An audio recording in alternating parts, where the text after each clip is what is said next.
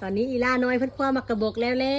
เพิ่นสิมาซิมมักกะบกให้เบิ่งนะคะพาพี่พาน้องกินมักกะบกค่ะใส่เอามาแกะกินมึงดูไปหอมค่ะหอมมันนี่เพิ่นสิแกะเปลือกออกเนาะแกะออกทางนอก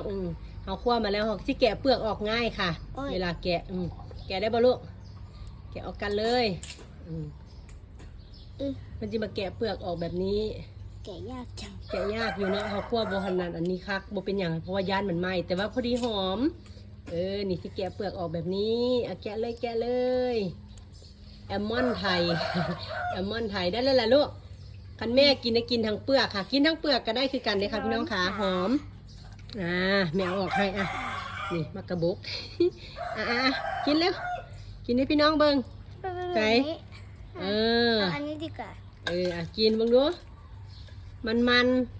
กินเพลินแซ่บมันไหมมัน มากินมักกะบกน้ำอีล่าน้อยเด้อค่ะของกินอีสานบ้านนอกเขากินเล่นค่ะกินมันเคี่ยวเพลินโอเคบ๊ายบายคลิปนี้อีล่าน้อยต้นหอมพาพี่พาน้องมากินมักกะบกเด้อค่ะอยู่ดีๆก็ขำไปละบ๊ายบาย